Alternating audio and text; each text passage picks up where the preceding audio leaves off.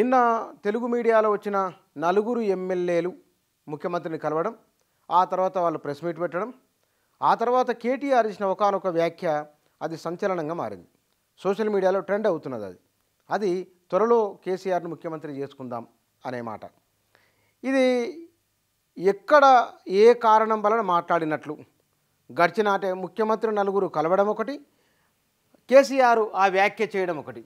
ఈ వ్యాఖ్య చేయడం వెనుక కూడా అంటే వారు ఉద్దేశము ఏమిటి ఎట్లా అనే దానికంటే కూడా అందులో ఉన్న ఒక అంశం చాలా క్లియర్గా ఉన్నది. కేటీఆర్ మధ్య తొందరలోనే కేసీఆర్ను సీఎం చేద్దాం అనే ఒక మాట. ఆ నలుగురు కలిసిన ఎమ్మెల్యేలు ఎవరైతే ఉన్నారో వాళ్ళు మేము పార్టీ మారే ప్రసక్తే లేదు అనేది నిన్న వారు మళ్ళీ ప్రెస్ మీట్లో మాట్లాడిన వార్త కూడా ఒకటి వచ్చింది. అంటే ఇక్కడ వీళ్ళు కేటీఆర్ ఆ వ్యాఖ్య ఉన్నది, వీళ్ళు పార్టీ మారడం లేదు అనే వ్యాఖ్య ఇక్కడ ఉన్నది. ఈ అన్ని అంశాలను మనం ఒకసారి కొంత లోతుగా పరిశీలన చేస్తే కనుక అర్థమవుతున్న ఒకనొక విషయము,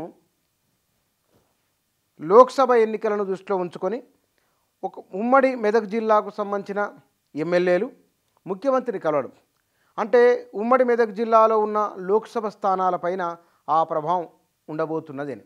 దాన్ని కౌంటర్ పార్ట్ చేసేందుకోసమై కార్యకర్తలో మనోస్థైర్యాన్ని ధైర్యాన్ని నింపేందుకోసమై కేటీఆర్ అలాంటి వ్యాఖ్య చేసి ఉంటారనేది ఒక అంచనా, ఒక చర్చ దీనిపైన. అయితే ఇక్కడ ఈ నలుగురు ఎమ్మెల్యేలు మెదక్ జిల్లా నుంచే రావడం, దాంతోపాటుగా లోక్సభ బరిలో ఈసారి కేటీఆర్ లేదా కేసీఆర్ కవితనో మెదక్ జిల్లా నుంచి ఉంటారని ఒక చర్చ జరుగుతుండడం, లేదా మాజీ మంత్రి హరీష్ రావు ఉంటారా అని ఒక చర్చ కూడా జరగడం. ఈ చర్చ జరుగుతున్న నేపథ్యంలో ఒకప్పుడు ముఖ్యమంత్రి జిల్లా స్వయాన అక్కడ హరీష్ రావు మొన్న ఎన్నికల్లో అంతకుముందు వరుస ఎన్నికల్లో అన్నీ తానై పార్టీ అభ్యర్థులను గెలిపించుకుంటూ వస్తున్న జిల్లా అది. ఆ నాయకత్వం అక్కడ ఉన్నది. అక్కడి నుంచి నలుగురు ఎమ్మెల్యేలు ఇటువైపు రావడం అంటే ఇది పార్టీలో జరుగుతున్న లేదా గందరగోళానికి పార్టీ శ్రేణులో నైరాశ్యానికి కారణం కాకుండా ఉండేందుకోసమై కాంగ్రెస్ చాలా వ్యూహాత్మకంగా ముందుకు వెళ్తున్నది. ఈ లోక్సభ ఎన్నికల్లో ఎవరికి తనకు ప్రధాన ప్రత్యర్థి అంటే బీఆర్ఎస్. బీజేపీని వారంత సీరియస్గా తీసుకుంటూ కనబడట్లేదు. ఎందుకంటే కొంత సానుభూతి బీజేపీ గెలవలేదు, బీజేపీ ఎక్కువ సీట్లు వస్తే బాగుండని సానుభూతి ఎక్కువ మీడియాలో మనకు కనబడలేదు. బీఆర్ఎస్ ఎట్లా ఓడిపోయింది, కేసీఆర్ సీఎం విషయంలో ఎక్కడ జరిగింది లోపం అనే ఒక విపరీతమైన సానుభూతి ఒక వెల్లువల సోషల్ మీడియాలో వచ్చింది. బహుశా ప్రజల ఆలోచన బీఆర్ఎస్ వైపు ఏమైనా ఉందా అనే అభిప్రాయం కూడా కాంగ్రెస్లో ఉన్నది. ఇక్కడ ప్రధానంగా ఎదురవుతున్న బీఆర్ఎస్ నుంచి థ్రెట్ను ఎదుర్కోవాలంటే ఆ మైండ్ గేమ్ బీఆర్ఎస్ను కొంత డీమోరల్ చేయగలిగితే కనుక ఆ మేరకు శ్రేణులు నిరుత్సాహానికి లోనవుతాయి. అది కాంగ్రెస్ పార్టీకి అనుకూలించే అంశంగా మారేటట్టున్నది. అందుకే కేటీఆర్ నిన్న లోక్సభ ఎన్నికలను దృష్టిలో ఉంచుకొని కాంగ్రెస్ ఆడిన మైండ్ గేమ్కు తిరిగి కౌంటర్ మైండ్ గేమ్గా ఆయన త్వరలో సీఎంని కేసీఆర్ చేసుకుందామనే వ్యాఖ్య చేయడం ఒకటి.